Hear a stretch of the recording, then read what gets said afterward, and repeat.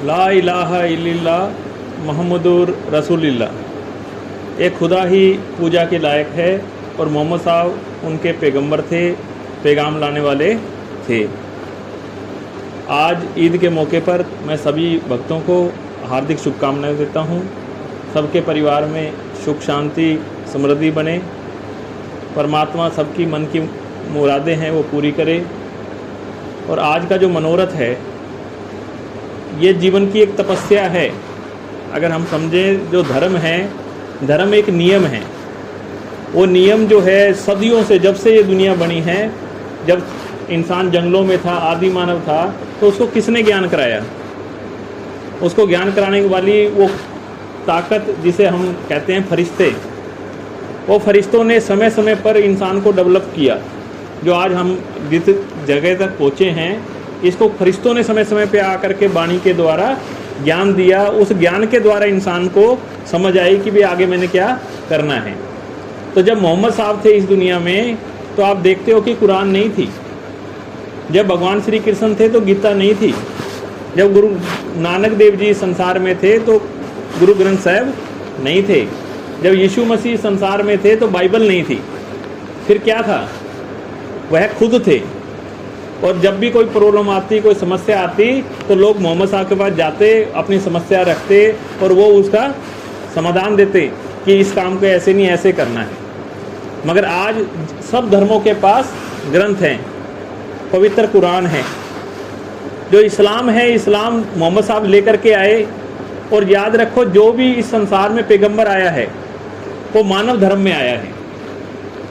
मानव धर्म से मतलब होता है कि वह जहाँ पैदा हुआ है, जिस हर एक इंसान जो भी पैदा होता है किसी ना किसी धर्म, जाति, संप्रदाय में पैदा होता है, क्योंकि पहले से बना हुआ है। गुरु नानक देव जी भी किसी जाति, धर्म, संप्रदाय में पैदा हुए। भाई कहीं ना कहीं पैदा होंगे तो उसकी कोई ना कोई जाति, कोई ना कोई धर्म, कोई ना कोई संप्रदाय तो होगा। मगर उन्होंने क्या किया? अपने संप्रदाय के नियमों को अपने जीवन में धारण करते हुए सारी मानवता से प्रेम किया। इसीलिए लोग उनके मार्ग को अपनाते हैं। जब हम मोहम्मद साहब के जीवन को पढ़ते हैं तो जो सबसे पहली मीटिंग हुई तो 15 साल की उम्र थी। और उस समय जो है सारा शासन जो है कबीलों में बटा हुआ था। लोग मूर्ति की पूजा किया करते थे।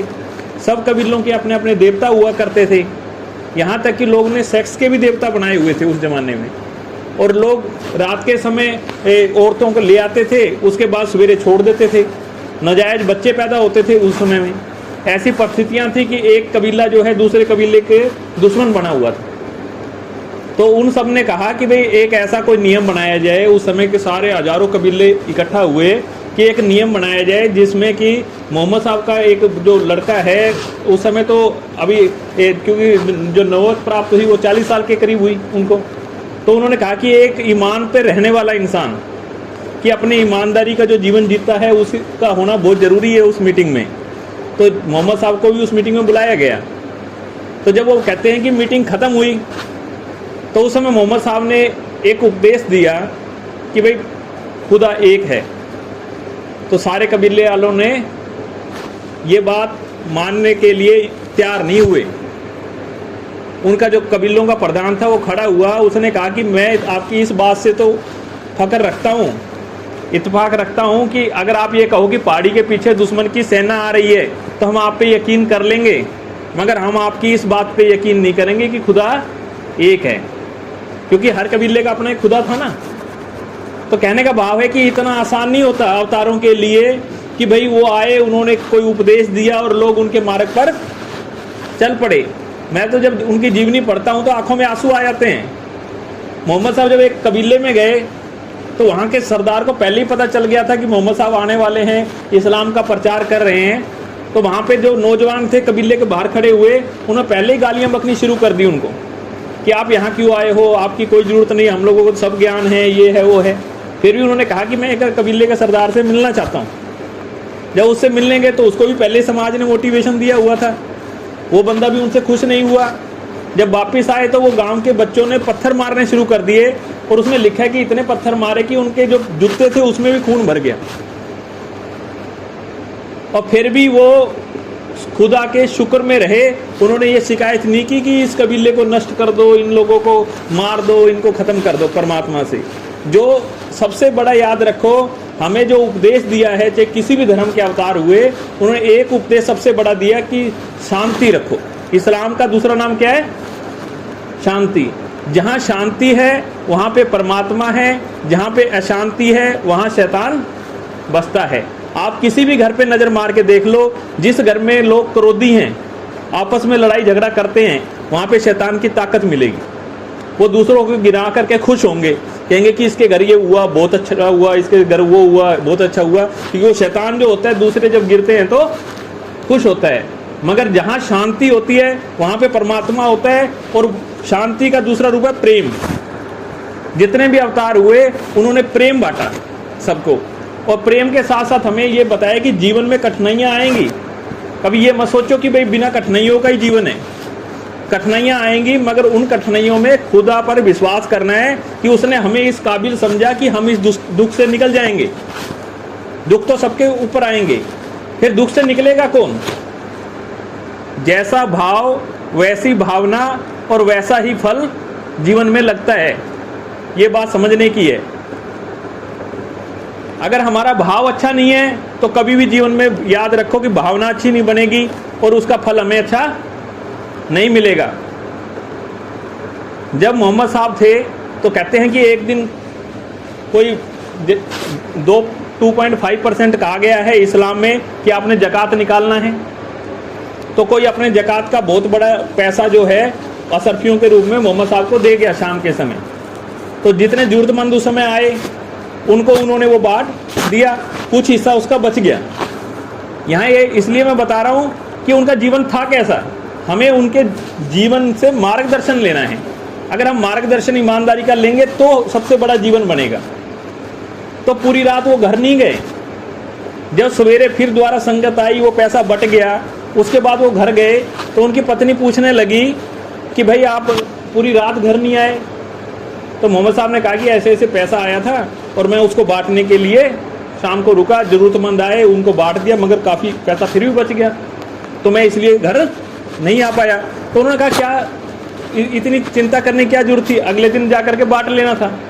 तो उन्होंने कहा कि बांट तो मैं अगले दिन सकता था, मगर अगर मैं वो पैसा वहाँ रख के अपने घर में ला करके रख देता और मेरी जान चली जाती, मेरे प्राण चले जाते, तो मैं खुदा की दरगाह में जाके क्या जवाब देता कि भाई कोई ना कोई इसके मन में हो सकता है बेईमानी आ गई हो।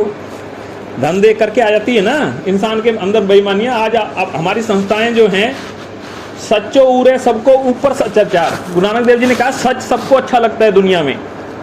दुनिया में आप कोई ये कहना कि ये बंदा ईमानदार है, वो ईमानदार है, ये ईमानदार है, ये शब्द अच्छा लगता है, मगर उन्होंने कहा ये शब्द अच्छा नहीं है। इसका आचरण करने वाला व्यक्ति सबसे बड़ा है। अगर कोई इसका आचरण करता है तो वो बड़ा है। खाली ईमानदार शब्द यूज करते रहें कि वो भी है, ये भी है, ईमानदार होना चाहिए, ऐसे होना चाहिए। हमें सच का आचरण करना है। तो मोहम्मद साहब ने अपने जीवन में सच का आचरण किया, और जब सच का आचरण करते हैं तभी समाज जो है हमारे पीछे चलता है।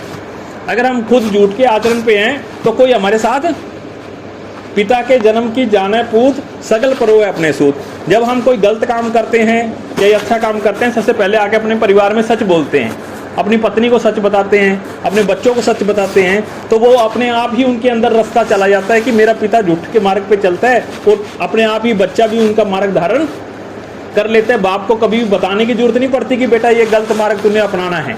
अपने आप अगर हम गलत मार्ग पे हैं तो बच्चों के अंदर वो अपने आप गुण आ जाते हैं। तो इसलिए धर्म कहता है कि पिता के जन्म की अपने आप ही सारी चीज़ें बेटा धारण कर लेता है। तो वो अच्छाई के मार्ग में मोहम्मद साहब चले, तो उस अच्छाई को धारण करने के लिए समाज ने आज जो ये हमें दिया है ना, ये एक महीने का 40 दिन का होता है ना, 30 दिन का है। पहले 40 दिन का एक वो रखा करते थे, क्या कहते हैं उसको, चालीसा संत लोग रखते थे। जब गुरु नानक देव जी करनाल में गए ना, तो वहाँ पे बहुत सारे मुस्लिम पीर थे, वो इकट्ठा थे। तो उस समय, पुराने समय की बात है गुरु नानक देव जी के, तो सब लोग ज्ञान की चर्चा किया करते थे। तो गुरु नानक देव जी से जब उनकी ज्ञान की वार्ता हुई तो उन्होंने देखा कि भाई इस बंदे को तो बहुत ज्ञान है और ये हमारे धर्म के तो है नहीं, मगर एक खुदा की बात कर रहे हैं, हम भी एक खुदा की बात कर रहे हैं। मगर खुदा एक आदमी को ज़्यादा ज्ञान दे दे और एक आदमी को कैसे कम दे सकता है? तो उन्होंने पूछा भाई आप कैसे भक्ति करते हो, कैसे क्या करते हो जिससे आपको इतना ज्ञान है? तो गुरुजी ने कहा कि मैं तो सिर्फ उनका एक लिव लगाता हूँ, एक परमात्मा का, सिर्फ तू करतार, तू ही करने वाला है, परमात्मा तू ही जो है यहाँ करने वाला है। तो उन्होंने कहा ये तो हम भी करते हैं। फिर गुरुजी ने बोला कि और आप क्या करते हो? बोले हम 40 रखते हैं, 40 दिन तक हम एक कमरे में रहते हैं और कुछ भी खाते पीते नहीं हैं। आप वो हमारे साथ रखिए तो हमें पता चलेगा भाई आपके और हमारे करने में कोई फ़र्क है क्या, खुदा को याद करने में। तो गुरु नानक देव जी ने कहा ठीक है, अगर आप लोगों का ये नियम है तो मैं भी 40 दिन आपके साथ करके देख लेता हूँ। तो उन्होंने कोठड़ियाँ बना रखी थी ऐसी छोटी छोटी, जिसमें एक आदमी रह सकता है। तो ऐसे उनके काफ़ी जो उस समय शिष्य थे वो भी लगभग 100 के करीब ऐसे सब उस कोठड़ियों में अगले दिन सवेरे चले गए। एक कोठड़ी में गुरु नानक देव जी को भी बंद कर दिया और उसका नियम था कि एक मटका पानी का और 40 जौ के दाने उसमें रखे होते थे। रोज़ का एक दाना वो लोग खाया करते थे और वो पानी को 40 दिन इस्तेमाल करना है और उसके अलावा कुछ भी खाना। आपने 30 दिन काटे हैं ना, उसमें तो भोजन भी नहीं मिलना है। याद रखो कि जब हम सच के साथ होते हैं ना तो आपके अंदर से प्रकाश आएगा, ज्ञान आएगा। जब हम सिर्फ किसी चीज़ की नकल कर रहे हैं, धर्म को धारण नहीं कर रहे हैं, तो उस धर्म का हमें कभी आनंद नहीं आएगा। तो जब 40 दिन हो गए पूरे, तो सब कमरों से बाहर निकले, सबके मुंह उदास हैं, रौनक नहीं है चेहरे पर। तो उन्होंने गुरु नानक देव जी के चेहरे को देखा तो बहुत उन्हें जगमग कर रहा है। तो उनका पीर कहने लगा कि भाई हमने भी 40 ही रखा है, मगर आपके चेहरे पे तो डबल प्रकाश हो गया, डबल आनंद बना हुआ है, और हमारे चेहरे मुरझाए हुए हैं, हमारे शिष्यों के चेहरे मुरझाए हुए हैं। परमात्मा ऐसा कैसे कर सकता है कि एक को इतनी कृपा कर दे और हमें नहीं की? यहाँ पे बड़ी समझने वाली बात है। गुरुजी ने कहा कि सारे बंदे एक एक करके सब कमरों में घूम के आओ। तो सब गए सारे कमरों में। जब वापस आए तो गुरुजी ने पूछा कि भाई क्या देखा आप लोगों ने? तो बोले हमने देखा कि जिस भी कमरे में गए वो मटका पानी का खाली था और 40 जौ के दाने खा लिए थे। सिर्फ आपके कमरे में गए तो एक भी घूंट उसमें इस मटके में से पानी नहीं पिया गया और एक भी जौ का दाना खाया नहीं गया। तो गुरुजी ने कहा कि जब 40 दिन इंसान को एक जौ का दाना जिंदा नहीं रख सकता और एक मटका पानी इंसान को जिंदा, अगर तुम वो जौ के दाने और मटका भी भारी रख देते 40 दिन के लिए तो तुम्हें खुदा पे पूरा विश्वास हो जाता। मगर कहीं ना कहीं इंसान व्यवस्थाएं करने लगता है कि दिन में भूखा रहना है, मैं रात को 4 बजे उठ के खा लूं, हैं, मैं फलाना काम कर लूं, इससे भूख नहीं लगेगी, इससे प्यास नहीं लगेगी, ये नहीं होगा। हम खुदा पे विश्वास करें कि वो हमारे अंग संग है। जिस इंसान ने कहो कबीर हाथ पे नेरे, परमात्मा हमारे अंदर बसता है, अंदर बसता है तो वो इतना नज़दीक है कि हमारा हाथ भी उस पर पहुँचता नहीं है। घट घट के पट पट की जाने, पले बुरे की पीर पछाने। फिर जब गुरु नानक देव जी ये 8 वर्ष तक अरब कंट्री में रहे हैं, आपने पढ़ा भी होगा, सुना भी होगा कि हज तक गुरु नानक देव जी ने किया है, हज की पूर्ण यात्रा की है। और 8 वर्षों तक, वो 8 वर्षों तक उस एरिया में रहना आसान नहीं है जहाँ अपना घर ना हो। तो वहाँ के लोगों के सवाल थे कि धर्म कौन सा बड़ा है दुनिया में। हमेशा ये सवाल रहता है, हम सिख धर्म में पैदा हुए, हमें लगेगा कि हम दुनिया में ये साबित करें कि मेरा ही धर्म सबसे बड़ा है। जो मुस्लिम धर्म में पैदा वो सोचता है मेरा ही धर्म सबसे बड़ा है। और जब गुरु नानक देव जी वहाँ पे यात्रा करते हुए इजराइल गए तो वहाँ के लोगों में उस समय भी यही था कि हम हिंदू बने, हम मुस्लिम बने, हम यहूदी बने, हम क्या बने। तो गुरु जी ने उस समय एक बात कही थी, बहुत अच्छी है, उस समय भी कही उन्होंने कहा कि इंसान को कुछ बनने की ज़रूरत नहीं है, इंसान को करना है शुभ अमला बाजू दोनों रोई। अमल अच्छे होने चाहिए, कर्म अच्छे होने चाहिए। इंसान वो जिस भी धर्म में पैदा हो गया, अगर ईमानदार है तो उसको कोई भी धर्म जीवन में परिवर्तन करने की ज़रूरत नहीं है। अगर मैं चोर हूँ, मैं किसी भी धर्म में जाऊँगा तो याद रखो कि हर धर्म में चोर की सज़ा है। कि कोई धर्म ऐसा है दुनिया में जो इंसान को छोड़ देता हो कि भाई ये चलेगा? समझ रहे हो? तो सबसे बड़ा धर्म क्या है इंसान का? ईमानदारी। घूम फिर के वहीं आ जाती है जो मोहम्मद साहब ने हमें। और याद रखो, आज देखो मुस्लिम लोग भी शराब पीते हैं, हिंदू भी शराब पीते हैं, सिख भी शराब पीते हैं, और हमारे धर्म में भी शराब मना है, इस्लाम में भी मना है, हिंदू धर्म में भी मना है। सब धर्मों में कहीं भी हमारे को शराब पीने की इजाज़त नहीं है। मैंने जब एक वाक़या पढ़ा मोहम्मद साहब का, मैं हैरान हो गया। उनको एक बंदे ने रास्ते में रोक लिया मोहम्मद साहब को कि महाराज आप हमेशा कहते हो हमें कि शराब पीना गलत है, शराब पीना गलत है, आप हमेशा इसकी बुराई करते हो, आप ये बताओ, एक सवाल का जवाब दो कि भाई शराब में क्या बुराई है। तो मोहम्मद साहब ने कहा कि भाई पहले तुम बताओ कि भाई उसमें क्या अच्छाई है। तो वो कहने लगा कि ये तो अंगूर से बनती है, तो क्या अंगूर खाने मना है? तो बोले अंगूर खाना बिल्कुल भी मना नहीं है। तो बोले जो से बनती है, तो क्या जो खाना मना है? बोले नहीं। बोले दोनों को मिला करके अगर हम शराब बनाते हैं तो उसमें क्या बुराई है? वे तर्क लेके आते हैं ना, बंदा कोई भी बुराई भी करनी है तो हम तर्क रखते हैं उसका। तो फिर मोहम्मद साहब ने कहा मेरे भी सवाल का जवाब दो। तो उन्होंने कहा भी पूछो। तो कहने लगे कि अगर मैं तुम्हें एक मुट्ठी मिट्टी उठा करके मारूं तो तुम्हें लगेगी? बोले नहीं लगेगी। बोले एक गिलास पानी अगर मैं तुम्हें मारूं तो लगेगा? बोले नहीं। मगर बोले इससे मैं ईंट बना करके तुम्हें मारूं तो क्या लगेगी? लगेगी ना, ईंट तो फाड़ेगी ना। तो बोले भाई यही है, जब कोई चीज़ इकट्ठा होकर के बुराई के रूप में पैदा हो गई तो शराब क्या करती है? हमारे अच्छे और बुरे निर्णय को रोक देती है। 1500 साल पहले मोहम्मद साहब ने इसलिए समाज को कहा कि तुम लोग नशा मत करो। नशे से बचाने के लिए उन्होंने एक कुरान में दर्ज किया और जीवन में नियम बनाया कि आप लोग शराब को कभी भी जीवन में धारण मत करो। हम सब कहते हैं कि मैं गुरु ग्रंथ साहब को मानता हूँ, आप लोग कहोगे हम कुरान को मानते हैं। हम मानते हैं, माथा टेकते हैं, को मानते हैं की नहीं मानते। जो उसमें लिखा है उसको कभी मानते नहीं। अगर इंसान उसको मान ले तो उसका धर्म से श्रेष्ठ इस दुनिया में कोई भी धर्म नहीं है। धर्म का अर्थ है धारण करना। धारण क्या करना? नियम धारण करना। जो उस धर्म में नियम लिखे हुए हैं अगर वो हम जीवन में धारण कर लें तो याद रखो कि वही हमारे जीवन को पार कर देगा।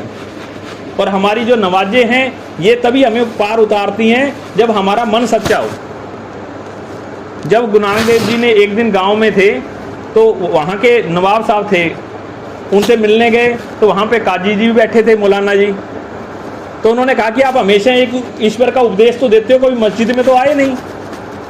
कहने को तो आप कहते हो मानव धर्म में हूँ, मैं मानव धर्म को मानता हूँ, मगर आप कभी मस्जिद में आए नहीं, कभी नमाज अदा नहीं की। हम कैसे माने कि आप सब धर्मों से बराबर प्रेम करते हो? तो गुरुजी ने कहा कि भी ठीक है, आज मैं दिन में चलूँगा नमाज अदा करने के लिए। तो गाँव में ये बात सब में फैल गई कि गुरु नानक देव जी क्या नाम की आज नमाज अदा करने जा रहे हैं मस्जिद में। तो हज़ारों लोग इकट्ठा हो गए। नवाब साहब ने कहा मैं भी आता हूँ। सब आ गए, नमाज अदा हुई। नमाज अदा के समय गुरु नानक देव जी जो है बैठे के बैठे रह गए और उसके बाद वो अपने सारी नमाज कंप्लीट हो गई। नमाज कंप्लीट हो गई तो मौलवी साहब ने कहा कि नानक, जब तुम यहाँ आए और तुमने नमाज नहीं पढ़नी थी तो फिर तुम क्या नाम की आए ही क्यों? एक बात है ना कि जब तुमने आकर के नमाज नहीं पढ़नी फिर आए क्यों थे? तो उन्होंने कहा कि भाई गुरु नानक देव जी ने कहा कि मैं पढ़ने तो आया था नमाज, मगर यहाँ मेरे को कोई भी ऐसा बंदा नहीं मिला जो कि नमाज में यहाँ पे हो। इसकी अहमियत है। बोले कैसे? बोले जो तुम है, तुम्हारे अंदर विचार चल रहा था कि मेरे घर में घोड़ी ने बच्चा दिया है, कहीं वो बच्चा वहाँ पे पास में कुआं है उसमें ना गिर जाए, घर के देखेंगे या नहीं। तुम्हारा नमाज में सारा टाइम वहीं था। तो मौलवी साहब बोला ठीक है भाई, मेरा तो ध्यान उस घोड़ी में जा रहा था, मगर नवाब साहब के साथ पढ़ लेना था। नवाब साहब का तो इधर था।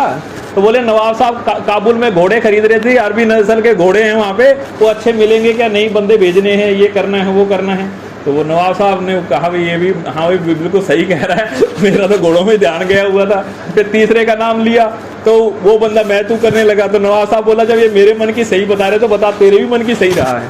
तो कहने का भाव है, गुरु नानक देव जी ने कहा कि जो काम कर रहे हो, हम लोग गुरुद्वारे में हैं, मंदिर में हैं, मस्जिद में हैं, अगर हमारा ध्यान यहाँ नहीं है, हमारा जहाँ ध्यान है वहाँ पे हमारी हाजिरी लगी है, ना कि यहाँ लगी है। याद रखना, अगर आप काम में हो, सेना में कहीं भी वर्क कर रहे हो, आपका ध्यान परमात्मा में है, अच्छे गुणों में है, तो परमात्मा ने आपको वहीं से उसका फल दे देना है जो मस्जिद में बिना आए मिलेगा आपको। सबसे बड़ी चीज़ होती है कि हमारा जीवन वैसा होना चाहिए जैसा हमारे धर्म ने कहा है। जिस दिन हमारा जीवन ऐसा हो गया उस दिन हमारा जीवन सारा परिवर्तित हो जाएगा। तो इसलिए इस्लाम जो है हमें देता है शांति। तो शांति से हमने अपने जीवन को जीना है। और ये जो ईद का मौका है ये साल में एक बार आता है। आज के दिन ज़कात भी निकाली जाती है, क्योंकि इस्लाम धर्म में 5 चीज़ें जो बताई गई हैं हैं वो उन पांचों में से ये जरूरी हिस्सा है। ये दसमंद का हिस्सा हमारे धर्म में भी कहा गया है कि दसमंद निकाल लो। आज देखो कितने लंगर इस आपदा के समय चल रहे हैं। हिंदू धर्म में उसको दान कह दिया गया है। इसका एक याद रखो, एक मनोरथ है। कई बंदे अपने जीवन में निकालते नहीं है दसमंद। वो सोचते हैं मैंने 100 रुपया दे दिया, 200 दे दिए, 500 दे दिया, आज के दिन बहुत बड़ा काम कर दिया। याद रखो, अगर रूटीन से आप 10%, 2.5% हर महीने की तनख्वाह में से निकालते हो तो आपके घर में ऐसी बरकत होगी कि आपका कभी भी नाजायज पैसा जीवन में नहीं लगेगा। आपकी पत्नी का कभी ऑपरेशन नहीं होगा। आपके जीवन में हर एक काम बिल्कुल ही, जहाँ पैसा नाजायज लगना होगा, कभी कोई खा नहीं पाएगा आपका एक भी पैसा, क्योंकि आपने परमात्मा को समर्पित किया है। दूसरा, जब भी आप परमात्मा के नाम से पैसा निकालो, उनके आगे रख के ये कहो कि हे परमात्मा, क्या तूने मेरे को 100 रुपये के लायक ही बनाया है? तो परमात्मा हमारी तनख्वाह में बरकत करेगा। हम 100 रुपये में से 10 रुपये दे रहे हैं सिर्फ परमात्मा को, 90 रुपये तो हमारे पास ही हैं, और परमात्मा हमें फिर 90 रुपये देगा, तभी उसमें से हमने 10 रुपये देने हैं। तो परमात्मा हमारे धन को बढ़ा देता है। याद रखो, जो खाली आया है वो खाली रह जाता है। जो मस्जिद, मंदिर, गुरुद्वारों में खाली माथा टेकते हैं बिना पैसा चढ़ाए, याद रखो कि जो जैसा आया, परमात्मा कोई इंसान नहीं है। परमात्मा कहते हैं कि तू जिस भाव से आया है वही तेरे को मिलेगा। तो अगर हम खाली आए हैं तो वो कहते हैं कि जैसे आए हो वैसे बने रहो। तो इसलिए कोई भी धर्म ये नहीं कहता कि तुम खाली हाथ चले आओ। याद रखो, उसका मतलब यही है कि अगर हम कहने के भाव पे, गुरु नानक देव जी से एक दिन कहने लगे हम तो गरीब बहुत है महाराज, पैसे ही नहीं होते, तो गुरु जी ने कहा रास्ते से दातुन तोड़ लाया करो। खाली आदमी को देना बहुत कठिन है परमात्मा के दर पे। आपने देखा होगा, सुदामा जब चला अपने घर से तो घर में कुछ नहीं था, पड़ोस से एक मुट्ठी चावल मांग के लाई थी उनकी घरवाली, और वो लेकर के भगवान श्री कृष्ण के दर पे गए। उसको खाते खाते उन्होंने 3 लोक का राज दे दिया। कहा कि सुदामा राज करेगा पृथ्वी लोक पे, स्वर्ग लोक पे। तो रुक्मिणी जी ने रोका, बोले एक मुट्ठी चावल में इतना बड़ा राज? अगर खाली गए होते तो कुछ नहीं मिलता। याद रखो, देने वाला तो देने, परमात्मा तो दाता है। दाता का मतलब है देने वाला। वो हमेशा हमारे को देता है, मगर तब देता है जब हम उसके लिए तैयार हों। दूसरा है कुरान। कुरान का अर्थ है कुर्बानी। कई बार बंदा ये सोच लेता है कि मैंने कुर्बानी बकरे की देनी है। परमात्मा इस सारी सृष्टि का मालिक है। जैसे हम अपने परिवार के मालिक है ना, कोई ये कहे कि मैं अपने बच्चे को काट करके आपको चढ़ाऊं, तो क्या हमें खुशी होगी? कुदरत ने अगर किसी को, शेर को ये हक दिया है कि उसने कुछ चीज़ मार करके खानी है, अगर हम उसको बचाएं कि हिरन को ना खाए, तो ये अपराध है कुदरत के अनुसार, क्योंकि उसका भोजन वो हिरन है। एक बार की छोटा सा वाक्य मेरे को याद आता है। जब मैं ये पढ़ रहा था तो मोहम्मद साहब एक जगह रेगिस्तान में खड़े थे और एक ऊँट आ करके उनके कंधे पर रोने लगता है, उसकी आंखों में से आंसू गिरने लगते हैं। तो वो नबी थे, तो वो मन की बात जानते थे जानवर की। तो उन्होंने उस ऊँट से पूछा, भाई तेरी क्या समस्या है, क्या हो गया? तो वह कहने लगा कि मैं बूढ़ा हो गया और मेरे मालिक जो है मेरे पीछे आ रहे हैं, वो मेरे को पकड़ करके मेरा जबा करना चाहते हैं। तो उन्होंने कहा कि भाई इसमें क्या गलती है, क्या तू इतना क्यों परेशान है? तो वो कहने लगा कि भाई मैंने जवानी में दूर दूर तक इनके लिए काम किया, दूर दूर से घास ढोई, दूर दूर से सामान ढो करके मैं इनके घर ले करके गया, पर अब जब मेरा बुढ़ापा आ गया है तो ये लोग, अब मैं उस लायक नहीं रहा कि वजन उठाऊं, तो ये लोग मेरे को जवा कर रहे हैं। तो मोहम्मद साहब ने कहा भाई ठीक है, अगर तेरी बात सच्ची निकली तो मैं तेरे मालिक से तेरे को छुड़वा दूंगा। तो फिर वो जब उसके पीछे पीछे उसके मालिक आ गए तो उन्होंने उससे पूछा भाई ये हमारा ऊँट है, आप लोगों ने क्यों पकड़ रखा है? तो मोहम्मद साहब ने कहा भाई ये ऊँट हमारे पास तो है, मगर ये आपका कैसे, आपने कभी इससे काम लिया है? तो उन्होंने कहा हाँ, इससे हमने बहुत काम लिया है। दूर दूर से जा करके हम घास लेके आते थे, लकड़ लेकर के आते थे, ये काम करते थे, वो सारे काम गिनाए। तो उन्होंने कहा भाई ये ऊँट की बात सच्ची है। तो बोले ये ऊँट कह रहा है कि भाई जब मैंने अपने मालिक को इतने समर्पण से काम किया और ये बुढ़ापे में जब मेरी सेवा करनी है तो ये मेरे को जवा कर रहे हैं। तो उन्होंने कहा कि ये तो हमारे यहाँ का कबीले का नियम है, हम इस नियम के अनुसार चलते हैं। तो मोहम्मद साहब ने कहा कि नहीं, जीव आत्मा पे दया करनी है। ये याद रखो, इस्लाम हमें ये इजाज़त नहीं देता कि हम जीव के स्वाद के लिए यानी कि जीव हत्या करें। ये भी जीवन में धारण करना है, क्योंकि इंसान ने अगर परमात्मा से मिलना है तो मिलन तभी होता है जब हम लोग तन, मन और धन तीनों का समर्पण करते हैं परमात्मा को। परमात्मा के लिए सारी सृष्टि जो है उसके बच्चे हैं, और उस के बच्चे होने के कारण फिर मोहम्मद साहब ने उस ऊँट के पैसे दिए, उस ऊँट को छुड़वाया, उसके बदले असरफियाँ दी और कहा कि अब बुढ़ापा तू अपने आज़ादी से यहाँ पे जी। तो नबियों ने हमें कोई गलत मार्ग कभी भी जीवन में नहीं दिया, ये याद रखो। हमने क्योंकि समय आने पर आज से 1500 साल पहले इस्लाम आया, 500 साल हुए गुरु नानक देव जी को गए, कितना सिख धर्म में ये हो सकती है बात, ये नहीं हो सकती, इस तरह की शंकाएं पैदा हो जाती हैं। उन शंकाओं को दूर करने के लिए ही हमेशा ये अवतार आते रहते हैं और उनका मकसद एक ही होता है कि समाज को सही रास्ता और दिशा देंगे। तो आज के दिन आप सभी ने जो है रोज़ा रखा, परमात्मा सबकी मन की शुभकामनाएं संपूर्ण करे और सब अपने परमात्मा से दुआ करो कि सारे विश्व में जो कोरोना वायरस फैला है वो चला जाए। सबकी दुआ परमात्मा कबूल करे, आमीन।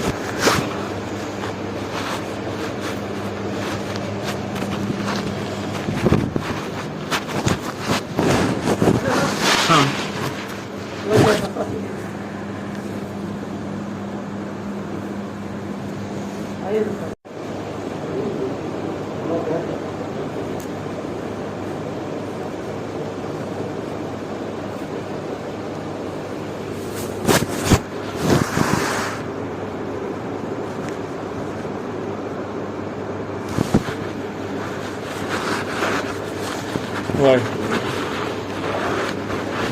ला इलाहा इल्लल्लाह मुहम्मदुर रसूलुल्लाह, एक खुदा ही पूजा के लायक है और मोहम्मद साहब उनके पैगंबर थे, पैगाम लाने वाले थे।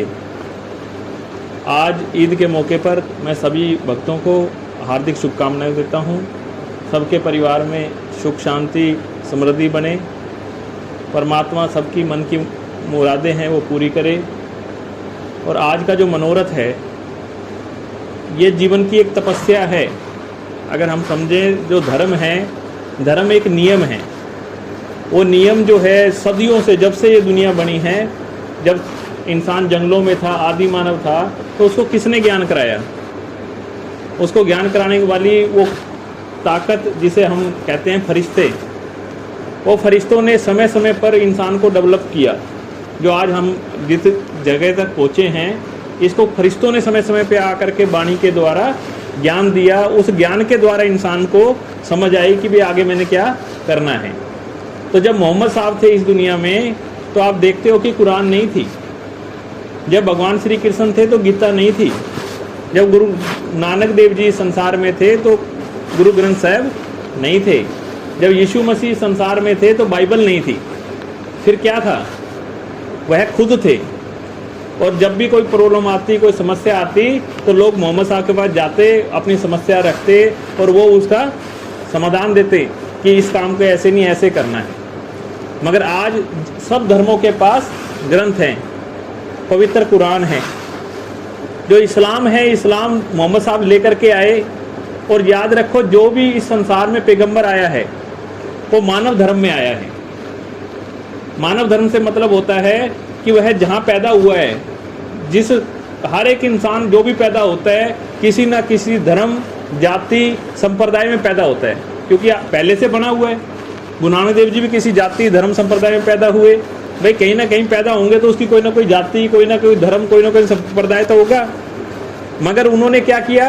अपने संप्रदाय के नियमों को अपने जीवन में धारण करते हुए सारी मानवता से प्रेम किया।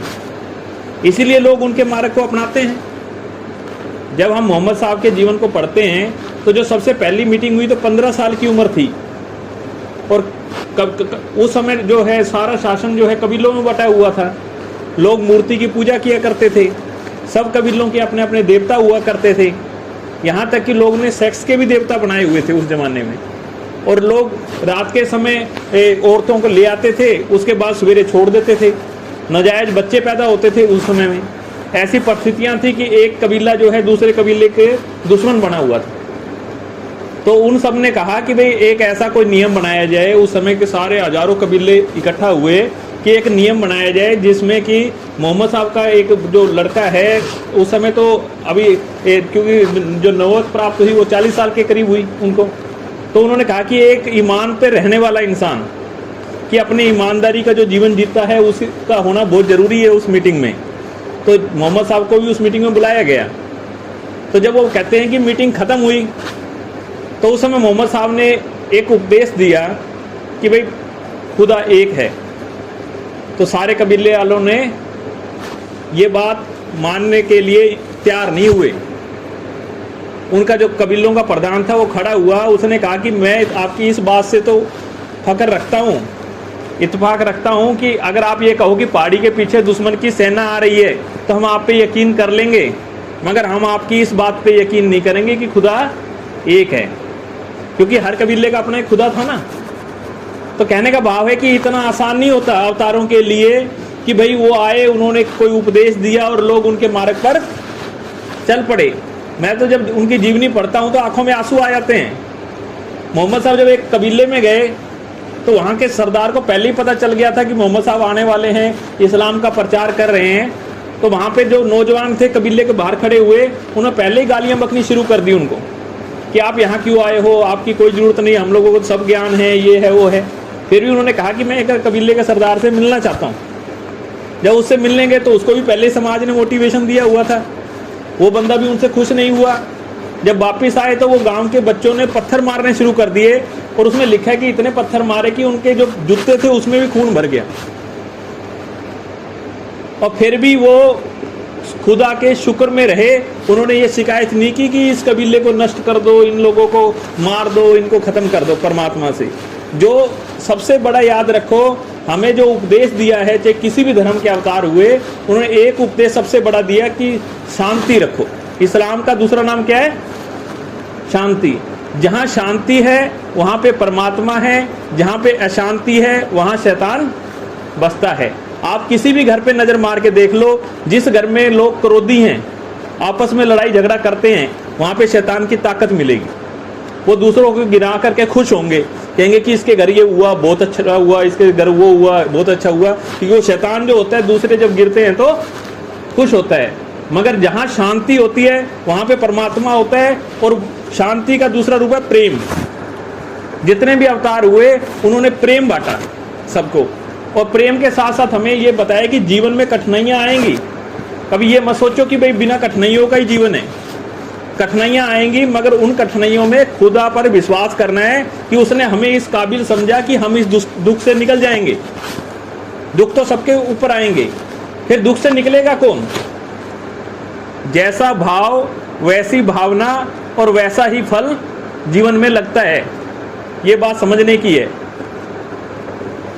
अगर हमारा भाव अच्छा नहीं है तो कभी भी जीवन में याद रखो कि भावना अच्छी नहीं बनेगी और उसका फल हमें अच्छा नहीं मिलेगा। जब मोहम्मद साहब थे तो कहते हैं कि एक दिन कोई 2.5% कहा गया है इस्लाम में कि आपने ज़कात निकालना है। तो कोई अपने ज़कात का बहुत बड़ा पैसा जो है असरफियों के रूप में मोहम्मद साहब को दे गया शाम के समय। तो जितने ज़रूरतमंद उस समय आए उनको उन्होंने वो बांट दिया, कुछ हिस्सा उसका बच गया। यहाँ ये इसलिए मैं बता रहा हूँ कि उनका जीवन था कैसा। हमें उनके जीवन से मार्गदर्शन लेना है। अगर हम मार्गदर्शन ईमानदारी का लेंगे तो सबसे बड़ा जीवन बनेगा। तो पूरी रात वो घर नहीं गए। जब सवेरे फिर दोबारा संगत आई, वो पैसा बट गया, उसके बाद वो घर गए तो उनकी पत्नी पूछने लगी कि भाई आप पूरी रात घर नहीं आए। तो मोहम्मद साहब ने कहा कि ऐसे ऐसे पैसा आया था और मैं उसको बांटने के लिए शाम को रुका, ज़रूरतमंद आए उनको बांट दिया, मगर काफ़ी पैसा फिर भी बच गया, तो मैं इसलिए घर नहीं आ पाया। तो उन्होंने कहा क्या इतनी चिंता करने की क्या जरूरत थी, अगले दिन जा करके बांट लेना था। तो उन्होंने कहा कि बांट तो मैं अगले दिन सकता था, मगर अगर मैं वो पैसा वहाँ रख के अपने घर में ला करके रख देता और मेरी जान चली जाती, मेरे प्राण चले जाते, तो मैं खुदा की दरगाह में जाके क्या जवाब देता कि भाई कोई ना कोई इसके मन में हो सकता है बेईमानी आ गई हो। धन दे करके आ जाती है ना इंसान के अंदर बेईमानियाँ। आज हमारी संस्थाएं जो हैं, सच्चो उरे सबको ऊपर सच्चाचार। गुरु नानक देव जी ने कहा सच सबको अच्छा लगता है दुनिया में। दुनिया में आप कोई ये कहना कि ये बंदा ईमानदार है, वो ईमानदार है, ये ईमानदार है, ये शब्द अच्छा लगता है, मगर उन्होंने कहा ये शब्द अच्छा नहीं है। इसका आचरण करने वाला व्यक्ति सबसे बड़ा है। अगर कोई इसका आचरण करता है तो वो बड़ा है। खाली ईमानदार शब्द यूज करते रहें कि वो भी है, ये भी है, ईमानदार होना चाहिए, ऐसे होना चाहिए। हमें सच का आचरण करना है। तो मोहम्मद साहब ने अपने जीवन में सच का आचरण किया और जब सच का आचरण करते हैं तभी समाज जो है हमारे पीछे चलता है। अगर हम खुद झूठ के आचरण पे हैं तो कोई हमारे साथ, पिता के जन्म की जाने पूत सगल परोए अपने सूत। जब हम कोई गलत काम करते हैं या अच्छा काम करते हैं, सबसे पहले आके अपने परिवार में सच बोलते हैं, अपनी पत्नी को सच बताते हैं, अपने बच्चों को सच बताते हैं, तो वो अपने आप ही उनके अंदर रास्ता चला जाता है कि मेरा पिता झूठ के मार्ग पे चलता है, और अपने आप ही बच्चा भी उनका मार्ग धारण कर लेता है। बाप को कभी बताने की जरूरत नहीं पड़ती कि बेटा ये गलत मार्ग तुम्हें अपनाना है। अपने आप अगर हम गलत मार्ग पे हैं तो बच्चों के अंदर वो अपने आप गुण आ जाते हैं। तो इसलिए धर्म कहता है कि पिता के जन्म की अपने आप ही सारी चीजें बेटा धारण कर लेता है। तो वो अच्छाई के मार्ग में मोहम्मद साहब चले, तो उस अच्छाई को धारण करने के लिए समाज ने आज जो ये हमें दिया है ना, ये 1 महीने का 40 दिन का होता है ना, 30 दिन का है। पहले 40 दिन का एक वो रखा करते थे, क्या कहते हैं उसको, चालीसा, संत लोग रखते थे। जब गुरु नानक देव जी करनाल में गए ना, तो वहाँ पे बहुत सारे मुस्लिम पीर थे, वो इकट्ठा थे। तो उस समय, पुराने समय की बात है गुरु नानक देव जी के, तो सब लोग ज्ञान की चर्चा किया करते थे। तो गुरु नानक देव जी से जब उनकी ज्ञान की वार्ता हुई तो उन्होंने देखा कि भाई इस बंदे को तो बहुत ज्ञान है और ये हमारे धर्म के तो है नहीं, मगर एक खुदा की बात कर रहे हैं, हम भी एक खुदा की बात कर रहे हैं, मगर खुदा एक आदमी को ज़्यादा ज्ञान दे दे और एक आदमी को कैसे कम दे सकता है। तो उन्होंने पूछा भाई आप कैसे भक्ति करते हो, कैसे क्या करते हो जिससे आपको इतना ज्ञान है। तो गुरुजी ने कहा कि मैं तो सिर्फ उनका एक लिव लगाता हूँ, एक परमात्मा का, सिर्फ तू करतार तू ही करने वाला है, परमात्मा तू ही जो है यहाँ करने वाला है। तो उन्होंने कहा ये तो हम भी करते हैं। फिर गुरुजी ने बोला कि और आप क्या करते हो? बोले हम चालीसा रखते हैं, 40 दिन तक हम एक कमरे में रहते हैं और कुछ भी खाते पीते नहीं हैं। आप वो हमारे साथ रखिए तो हमें पता चलेगा भाई आपके और हमारे करने में कोई फ़र्क है क्या, खुदा को याद करने में। तो गुरु नानक देव जी ने कहा ठीक है, अगर आप लोगों का ये नियम है तो मैं भी 40 दिन आपके साथ करके देख लेता हूँ। तो उन्होंने कोठड़ियाँ बना रखी थी ऐसी छोटी छोटी, जिसमें एक आदमी रह सकता है। तो ऐसे उनके काफ़ी जो उस समय शिष्य थे वो भी लगभग 100 के करीब ऐसे सब उस कोठड़ियों में अगले दिन सवेरे चले गए। एक कोठड़ी में गुरु नानक देव जी को भी बंद कर दिया और उसका नियम था कि 1 मटका पानी का और 40 जौ के दाने उसमें रखे होते थे। रोज का 1 दाना वो लोग खाया करते थे और वो पानी को 40 दिन इस्तेमाल करना है और उसके अलावा कुछ भी खाना। आपने 30 दिन काटे हैं ना, उसमें तो भोजन भी नहीं मिलना है। याद रखो कि जब हम सच के साथ होते हैं ना, तो आपके अंदर से प्रकाश आएगा, ज्ञान आएगा। जब हम सिर्फ किसी चीज़ की नकल कर रहे हैं, धर्म को धारण नहीं कर रहे हैं, तो उस धर्म का हमें कभी आनंद नहीं आएगा। तो जब 40 दिन हो गए पूरे, तो सब कमरों से बाहर निकले, सबके मुंह उदास हैं, रौनक नहीं है चेहरे पर। तो उन्होंने गुरु नानक देव जी के चेहरे को देखा तो बहुत उन्हें जगमग कर रहा है। तो उनका पीर कहने लगा कि भाई हमने भी 40 ही रखा है, मगर आपके चेहरे पे तो डबल प्रकाश हो गया, डबल आनंद बना हुआ है, और हमारे चेहरे मुरझाए हुए हैं, हमारे शिष्यों के चेहरे मुरझाए हुए हैं। परमात्मा ऐसा कैसे कर सकता है कि एक को इतनी कृपा कर दे और हमें नहीं की? यहाँ पे बड़ी समझने वाली बात है। गुरुजी ने कहा कि सारे बंदे एक एक करके सब कमरों में घूम के आओ। तो सब गए सारे कमरों में। जब वापिस आए तो गुरुजी ने पूछा कि भाई क्या देखा आप लोगों ने? तो बोले हमने देखा कि जिस भी कमरे में गए वो मटका पानी का खाली था और 40 जौ के दाने खा लिए थे। सिर्फ आपके कमरे में गए तो एक भी घूंट उसमें इस मटके में से पानी नहीं पिया गया और एक भी जौ का दाना खाया नहीं गया।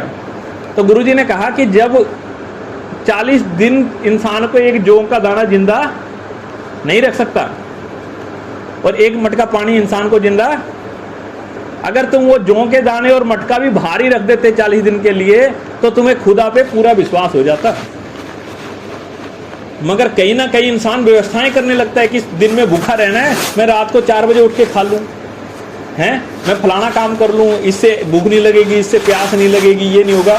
हम खुदा पे विश्वास करें कि वो हमारे अंग संग है। जिस इंसान ने कहो कबीर हाथ पे नेरे, परमात्मा हमारे अंदर बसता है, अंदर बसता है तो वो इतना नज़दीक है कि हमारा हाथ भी उस पर पहुँचता नहीं है। घट घट के पट पट की जाने, पले बुरे की पीर पछाने। फिर जब गुरु नानक देव जी ये 8 वर्ष तक अरब कंट्री में रहे हैं, आपने पढ़ा भी होगा, सुना भी होगा कि हज तक गुरु नानक देव जी ने किया है, हज की पूर्ण यात्रा की है। और 8 वर्षों तक, वो 8 वर्षों तक उस एरिया में रहना आसान नहीं है जहाँ अपना घर ना हो। तो वहाँ के लोगों के सवाल थे कि धर्म कौन सा बड़ा है। दुनिया में हमेशा ये सवाल रहता है, हम सिख धर्म में पैदा हुए, हमें लगेगा कि हम दुनिया में ये साबित करें कि मेरा ही धर्म सबसे बड़ा है। जो मुस्लिम धर्म में पैदा वो सोचता है मेरा ही धर्म सबसे बड़ा है। और जब गुरु नानक देव जी वहाँ पे यात्रा करते हुए इजराइल गए तो वहाँ के लोगों में उस समय भी यही था कि हम हिंदू बने, हम मुस्लिम बने, हम यहूदी बने, हम क्या बने। तो गुरु जी ने उस समय एक बात कही थी, बहुत अच्छी है, उस समय भी कही उन्होंने कहा कि इंसान को कुछ बनने की जरूरत नहीं है, इंसान को करना है शुभ अमला बाजू दोनों रोई। अमल अच्छे होने चाहिए, कर्म अच्छे होने चाहिए। इंसान वो जिस भी धर्म में पैदा हो गया, अगर ईमानदार है तो उसको कोई भी धर्म जीवन में परिवर्तन करने की जरूरत नहीं है। अगर मैं चोर हूं, मैं किसी भी धर्म में जाऊंगा तो याद रखो कि हर धर्म में चोर की सजा है। कोई धर्म ऐसा है दुनिया में जो इंसान को छोड़ देता हो कि भाई ये चलेगा, समझ रहे हो। तो सबसे बड़ा धर्म क्या है इंसान का? ईमानदारी। घूम फिर के वहीं आ जाती है जो मोहम्मद साहब ने हमें।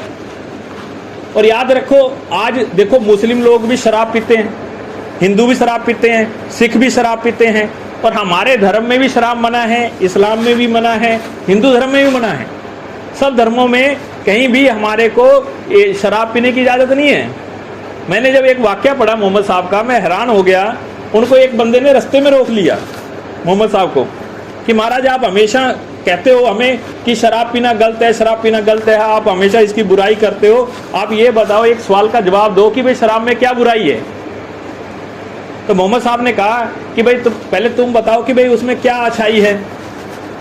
तो वो कहने लगा कि ये तो अंगूर से बनती है, तो क्या अंगूर खाने मना है?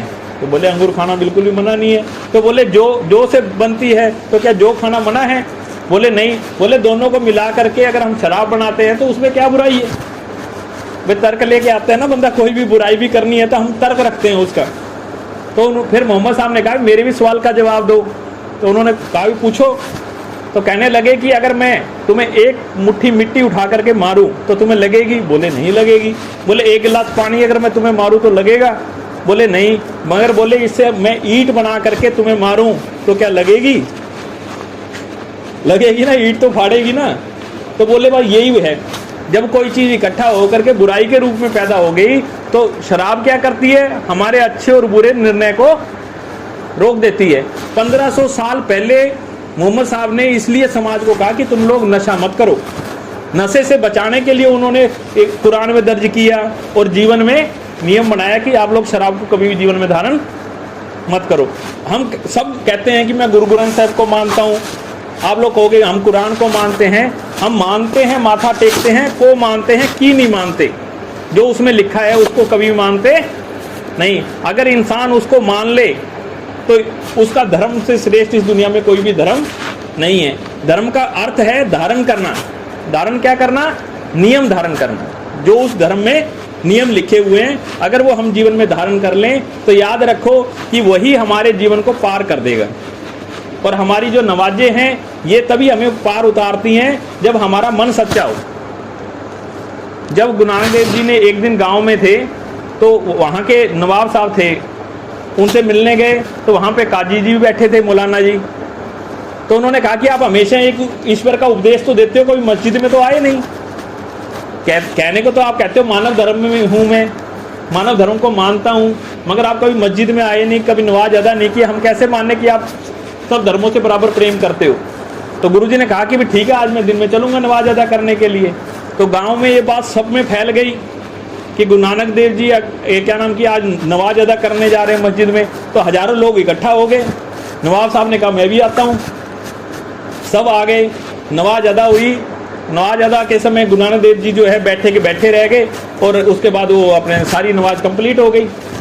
नमाज कंप्लीट हो गई तो मौलवी साहब ने कहा कि नानक, जब तुम यहाँ आए और तुमने नमाज नहीं पढ़नी थी तो फिर तुम क्या नाम की आए ही क्यों? एक बात है ना कि जब तुमने आकर के नमाज नहीं पढ़नी फिर आए क्यों थे? तो उन्होंने कहा कि भाई गुरु नानक देव जी ने कहा कि मैं पढ़ने तो आया था नमाज, मगर यहाँ मेरे को कोई भी ऐसा बंदा नहीं मिला जो कि नमाज में यहाँ पे हो। इसकी अहमियत है। बोले कैसे?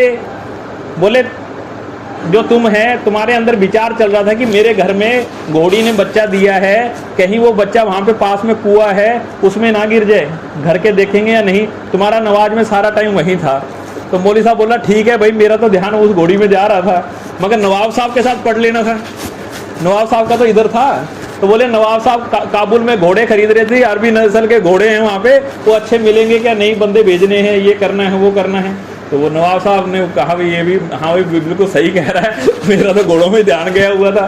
फिर तीसरे का नाम लिया तो वो बंदा मैं तू करने लगा। तो नवाब साहब बोला जब ये मेरे मन की सही बता रहे तो बता तेरे भी मन की सही रहा है।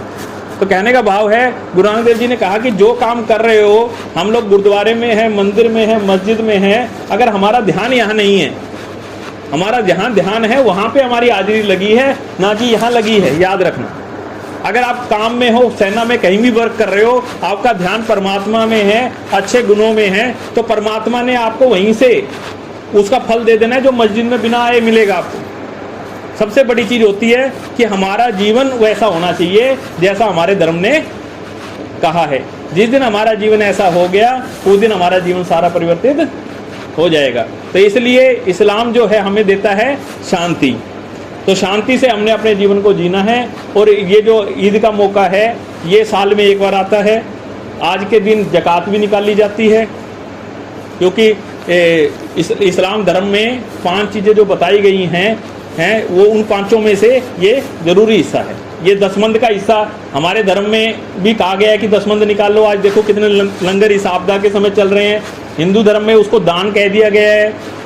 इसका एक याद रखो, एक मनोरथ है। कई बंदे अपने जीवन में निकालते नहीं है दसमंद, वो सोचते हैं मैंने 100 रुपया दे दिया, 200 दे दिए, 500 दे दिया, आज के दिन बहुत बड़ा काम कर दिया।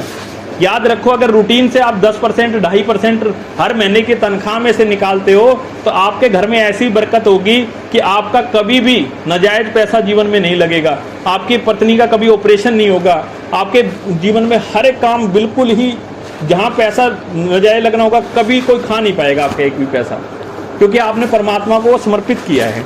दूसरा, जब भी आप परमात्मा के नाम से पैसा निकालो, उनके आगे रख के ये कहो कि हे परमात्मा, क्या तूने मेरे को 100 रुपये के लायक ही बनाया है? तो परमात्मा हमारी तनख्वाह में बरकत करेगा। हम 100 रुपये में से 10 रुपये दे रहे हैं सिर्फ परमात्मा को, 90 रुपये तो हमारे पास ही हैं, और परमात्मा हमें फिर 90 रुपये देगा, तभी उसमें से हमने 10 रुपये देने हैं।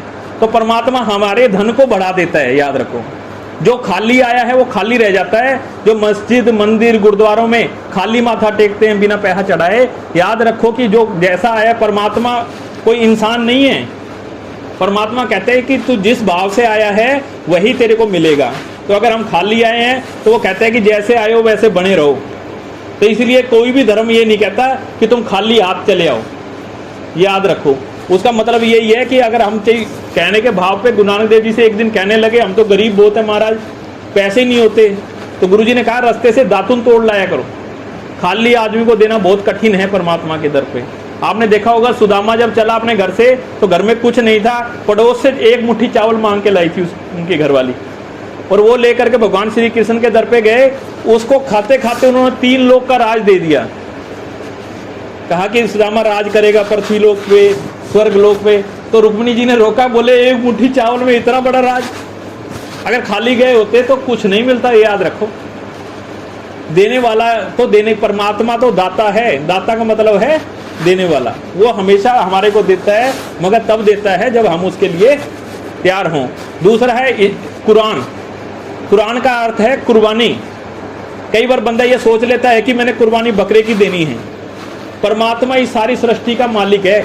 जैसे हम अपने परिवार के मालिक है ना, कोई ये कहे कि मैं अपने बच्चे को काट करके आपको चढ़ाऊं तो क्या हमें खुशी होगी?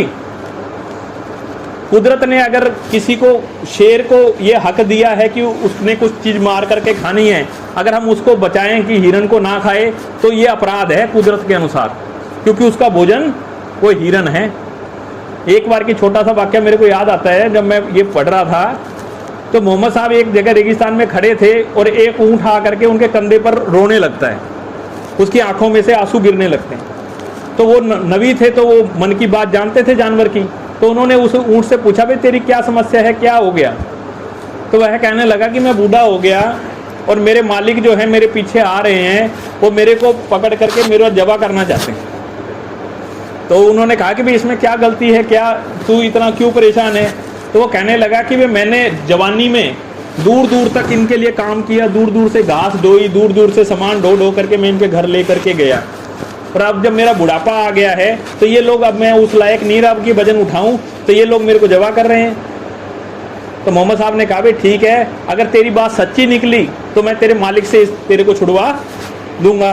तो फिर वो जब उसके पीछे पीछे उसके मालिक आ गए तो उन्होंने उससे पूछा भाई ये हमारा ऊँट है, आप लोगों ने क्यों पकड़ रखा है। तो मोहम्मद साहब ने कहा भाई ये ऊँट है हमारे पास तो है, मगर ये आपका कैसे, आपने कभी इससे काम लिया है। तो उन्होंने कहा हाँ, इससे हमने बहुत काम लिया है, दूर दूर से जा करके हम घास लेके आते थे, लकड़ लेकर के आते थे, ये काम करते थे, वो सारे काम गिनाए। तो उन्होंने कहा भाई ये ऊँट की बात सच्ची है। तो बोले ये ऊँट कह रहा है कि भाई जब मैंने अपने मालिक को इतने समर्पण से काम किया और ये बुढ़ापे में जब मेरी सेवा करनी है तो ये मेरे को जवा कर रहे हैं।